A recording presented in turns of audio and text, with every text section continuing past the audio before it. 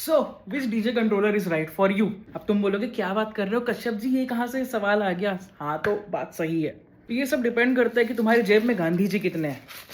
इतने में तो नहीं आने वाला। जिसकी जितनी औकात उसके उतने जरिए। क्या तुम्हें सच में कंट्रोलर की नीड है, या तुम्हारा काम लैपटॉप में भी हो सकता है? भारी है, क्योंकि यार कंट्रोलर ना दो टाइप के आते हैं।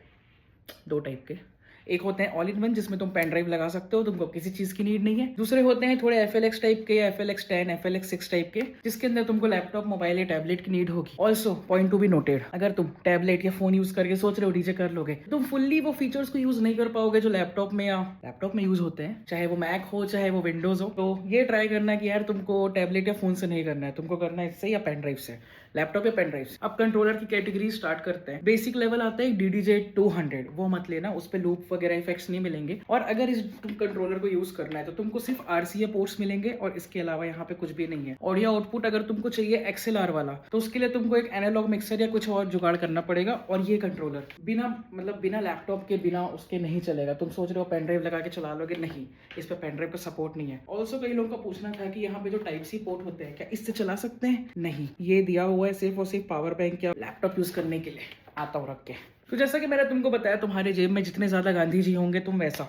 अब भाई जिसकी जितनी औकात वो वैसा ले सकता है। अब तुम अगर XDJ RR RX3 इस टाइप का कंट्रोलर लेते हो तो याद रखना उस पर तुम पेन ड्राइव तो लगा सकते हो, सब कुछ कर सकते हो, पर वो 2 चैनल कंट्रोलर है, तो एक टाइम पे सिर्फ तुम 2 सॉन्ग्स प्ले कर सकते हो। और AX3 या फिर तुम थोड़े और हाई लेवल पे जाते हो या CDJs वाले मिक्सर वाले सेक्शन में, तो तुमको वहां पे 4 चैनल और 6 चैनल का ऑप्शन भी मिलेगा। और टॉप ऑफ द लाइन अगर तुम जाते हो, जैसे कि तुम्हारा बजट पायनर के ओपस कॉर्ड का है, तो भाई वो फिर 3 लाख 3.5 लाख की मस्ती है। और अगर तुम्हारा बजट उतना है तो बस पेन ड्राइव लो। ऑल्सो एक मॉडल और आता है Omnis Duo, ये ब्लूटूथ वाला वर्जन है और इसमें स्पीकर भी इनबिल्ट है और ये इनबिल्ट बैटरी के साथ आता है, तो तुम बैटरी में लगा के ऑन तक जहां चलाना है चला सकते हो। और अब तुम बोलोगे कि यार रिकॉर्ड बॉक्स ने, अल्फा थीटा ने या फिर पायनर ने स्पॉन्सर किया है, तो किया अभी तक नहीं है, पर करेंगे तो मना नहीं करूंगा। तो अगर तुम बोल रहे हो पायनर की ही तारीफें इतनी क्यों, देखो हरक्यूलिस, न्यूमार्क, डैनॉन, रोलैंड, बहुत सारे ब्रांड है। वो तो मैं बोलता हूँ पायनर से 100 गुना अच्छे हैं, नाजुक भी नहीं है, पायनर बहुत नाजुक बनाता है। लेकिन तुमको पता है, चाहे फेस्टिवल्स हो, चाहे वो EDM पार्टीज हो,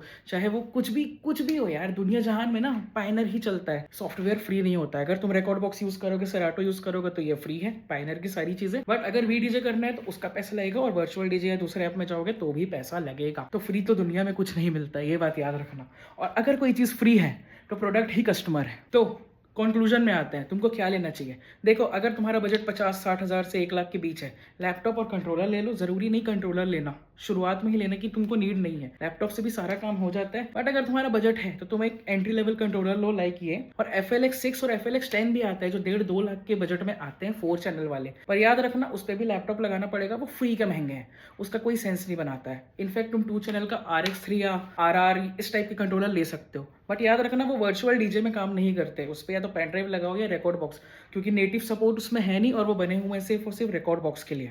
हाँ, पर DDJ RR और ये जो अपने RX3 और ये AZ वगैरह हैं, ये सब 1.5-2 लाख 2.5 लाख के ऊपर वाले कंट्रोलर है। अगर RR भी लेते हो तो तुमको 80-90 से 1.5 लाख के बीच मिलेगा ही मिलेगा। तो चॉइस इज योर्स भाई। 1 लाख यहाँ लगाना है, पेन ड्राइव से डीजेइंग करनी है, और अगर तुमको VDJ करनी है तो VDJ के लिए तुमको लैपटॉप लगेगा ही लगेगा, तगड़ा वाला सब्सक्रिप्शन भी लगेगा।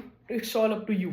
बाकी बजट अगर एकदम ही टाइट है तो तुम हरक्यूलिस, न्यूमार्क, डैनॉन इन सब के लिए भी जा सकते हो, कोई बुराई नहीं है। बस it's all up to you भाई, तुम्हारा बजट में जो आ रहा है वो बेस्ट है। ऑल्सो महंगी मस्ती वाले तुम्हारे लिए एक और चीज, अगर तुम सोच रहे हो ओपस कॉर्ड ले लेते हो, CDJ और मिक्सर वगैरह उठा लेते हो, नो डाउट ले लो, अपने प्रैक्टिस के लिए, अपने फन के लिए, अपने यूज के लिए, अपने लिए। क्योंकि जब तुम क्लब्स में, पब्स में या कहीं भी प्ले करने जाओगे ना, तो वहां पे तुमको ऑलरेडी एक CDJ कंट्रोलर या एक कंसोल कुछ ना कुछ तुमको मिलेगा ही, और उस पर तुमको सीधा वो लोग रिक्वायरमेंट पूछ लेते हैं कि आप प्ले करने आ रहे हो तो आपको कौन सा चाहिए, 4 चैनल चाहिए, 2 चैनल चाहिए, 6 चैनल चाहिए, क्या चाहिए, तो वो लोग आपको अरेंज करके देते हैं। तो अगर अपने पर्सनल फन और मस्ती के लिए और सीखने के लिए लेना है तो भाई बिल्कुल जाओ।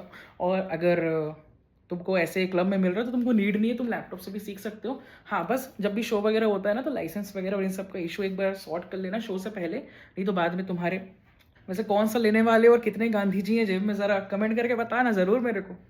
नहीं करोगे, कोई बात नहीं, चलो बाय।